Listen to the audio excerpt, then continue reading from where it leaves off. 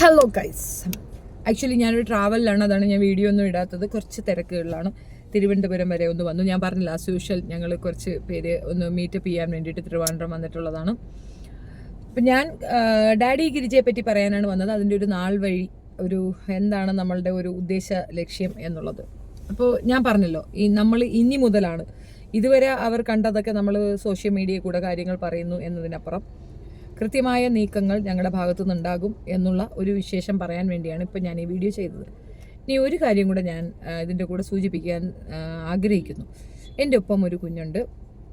അവളുടെ കുട്ടികളെ അവളിൽ നിന്ന് പിരിച്ച് അത്രത്തോളം അവളെ ഉപദ്രവിക്കുകയും മോശപ്പെടുത്തുകയും അതിക്രൂരമായ പീഡനങ്ങൾക്ക് ഇരയാക്കുകയും ചെയ്തിട്ടുണ്ട്. അപ്പം ഞാൻ അതുകൊണ്ടാണ് ബാക്കിയുള്ളവരൊക്കെ കിടന്ന് ബഹളം വെച്ചപ്പോഴൊക്കെ തന്നെ ഞാൻ മൗനമായിട്ട് നിന്നത്. ഇത്രയും സോളിഡ് എവിഡൻസ് ഉണ്ടായിട്ട് പുറത്തേക്ക് വന്ന് പറഞ്ഞിട്ട് ഒന്നും തന്നെ ഒരു ആക്ഷനും എടുക്കാതിരിക്കുന്നത് കണ്ടപ്പോൾ തന്നെ എനിക്ക് മനസ്സിലായി അവരെത്രത്തോളം ശക്തരാണ്, മറ്റുള്ളവരെ എങ്ങനെ അടക്കാൻ അറിയാം എന്നുള്ളതൊക്കെ എനിക്ക് മനസ്സിലാവുന്നുണ്ട്. അപ്പം ഞാൻ ഈ പെൺകുട്ടിയെ സോഷ്യൽ മീഡിയയിൽ കൊണ്ടുവന്ന് മറ്റുള്ളവർക്ക് കൊണ്ടുവന്ന് തരാതിരുന്നതിൻ്റെ റീസൺ എന്താണെന്ന് പറഞ്ഞു കഴിഞ്ഞാൽ, അവളുടെ ഫേസ് പബ്ലിക്കിൽ കൊടുക്കാൻ ഞാൻ ആഗ്രഹിക്കുന്നില്ല, ഒന്നാമത്തെ കാര്യം. സെക്കൻഡ് തിങ്, എൻ്റെ ഇൻറ്റൻഷൻ അവൾക്ക് കുഞ്ഞുങ്ങളെ നേടിക്കൊടുക്കുക എന്നുള്ളതാണ്.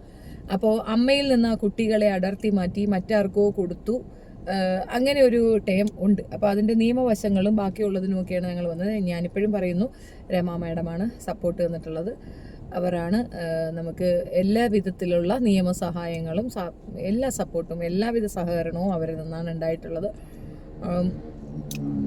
തുടർന്നും നമ്മൾ ഇത് തന്നെ മുൻപോട്ട് ചെയ്യുമെന്നുള്ളതാണ്. അപ്പോൾ ബിനീഷ് കുറേ അധികം ഡീറ്റെയിൽസ് എനിക്ക് കൊടുത്തന്നെ എനിക്കതിവിടെ പ്ലേ ചെയ്യാൻ ഒക്കത്തില്ല കേട്ടോ. ഭയങ്കര സീരിയസ് ആയിട്ടുള്ളൊരു ഇഷ്യൂ ആണ്. ഒരു പെൺകുട്ടി, അത് കുഞ്ഞു മകളെ കൊണ്ട് അവളുടെ സ്റ്റെപ്പ് ഫാദറിനെതിരെ മൊഴി കൊടുപ്പിച്ചിട്ടുണ്ട്. അപ്പോൾ ആ പെൺകുട്ടി അതിനെ മൊഴിക്ക് എഗൻസ്റ്റ് ആയിട്ടുള്ള, അതായത് അവളെ നിർബന്ധിച്ച് പറഞ്ഞതാണെന്നുള്ളത് കൃത്യമായി ആ കുട്ടി പറഞ്ഞ് കൊടുക്കുന്നുമുണ്ട്. അപ്പോൾ ഇവരുടെ ഈ സ്ഥിരമായിട്ടുള്ളൊരു കലാപരിപാടിയാണ് ഇങ്ങനെ ആളുകളെ ബ്ലാക്ക് മെയിൽ ചെയ്യുക, പോക്സോ കേസ് കൊടുക്കുക. ആരെങ്കിലും ഇവർക്കെതിരെ സംസാരിക്കുകയാണെങ്കിൽ അവരെ ചീത്തയാക്കാൻ ഏറ്റവും എളുപ്പമുള്ള വഴി അവർക്കെതിരെ പോക്സോ ക്രൈം ഫയൽ ചെയ്യുക എന്നുള്ള അവരുടെ ഒരു ടേമുണ്ട്. അപ്പോൾ കൂട്ടത്തോട് അത് ചേർന്ന് നിൽക്കാം എന്ന് തന്നെയാണ് ഞങ്ങളുടെ പ്ലാൻ. അപ്പോൾ കൂടുതൽ കാര്യങ്ങൾ എനിക്ക് പബ്ലിഷ് ചെയ്യാൻ ബുദ്ധിമുട്ടുണ്ട്. എന്തായാലും ഞങ്ങൾ അതിൻ്റെ പിന്നിൽ തന്നെയുണ്ട്. അപ്പോൾ വെറുതെ വായ്ത്താളം പറയുകയല്ലായിരുന്നു എന്നുള്ളത് നിങ്ങൾ അറിയണമല്ലോ.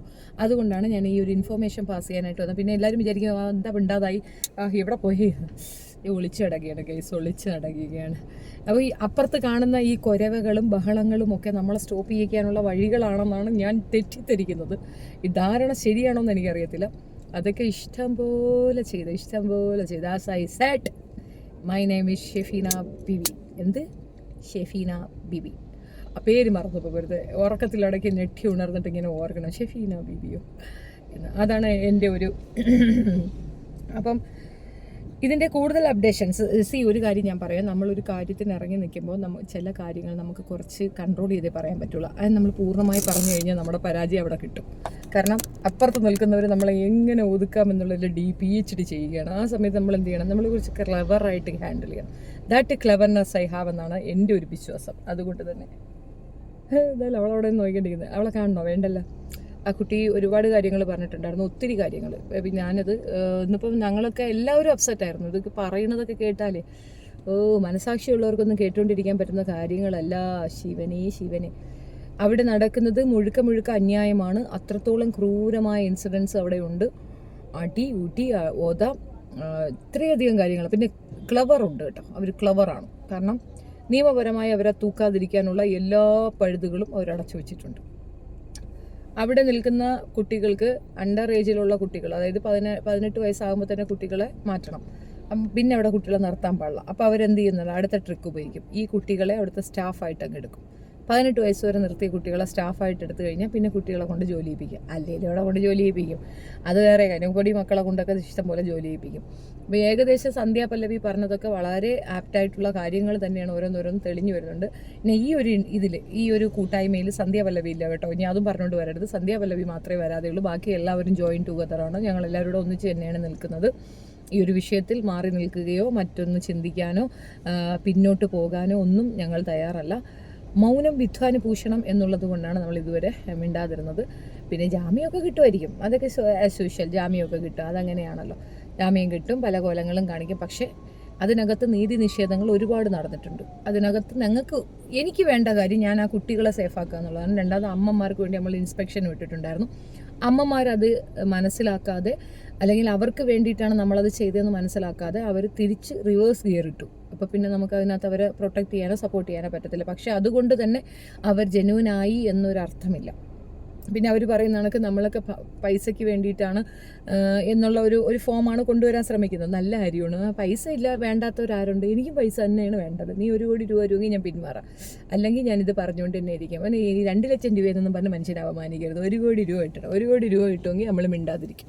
അല്ലെങ്കിൽ ഞങ്ങൾ എന്തായാലും നീ ഇപ്പോൾ 1 കോടി എന്നല്ല 50 കോടി വന്നാലും കേസുമായിട്ട് മുന്നോട്ട് പോകുന്നുള്ള വേറെ കാര്യം. കാരണം ഈ പെൺകുട്ടിയുടെ അവസ്ഥയ്ക്ക് അവൾക്ക് അവളുടെ മക്കളെ കിട്ടണം. ഒന്ന് ഓർത്ത് നോക്കൂ, അവർ ചെയ്ത ഒരു തെറ്റ് കണ്ടെത്തി എന്നൊരൊറ്റ കാരണം കൊണ്ട് 3 കുഞ്ഞുങ്ങൾ അവരുടെ അടുത്ത് നിന്ന് പിടിച്ചു പറിച്ചങ്ങ് മാറ്റുകയാണ്. എന്തൊരു ക്രൈമാന്ന് നോക്ക്. ശബ്ദമില്ലാത്ത കുറേ മനുഷ്യരെ എങ്ങനെ ഉപദ്രവിക്കാം എന്നുള്ളതിൽ ഇവള് ഡിഗ്രിയും കണ്ടെടുത്തിട്ടുണ്ട്. അപ്പോൾ കേട്ടിരുന്നോ? ശബ്ദമില്ലാത്ത നീ എന്തോടി നേരത്തെ ഒരു കമൻറ്റ്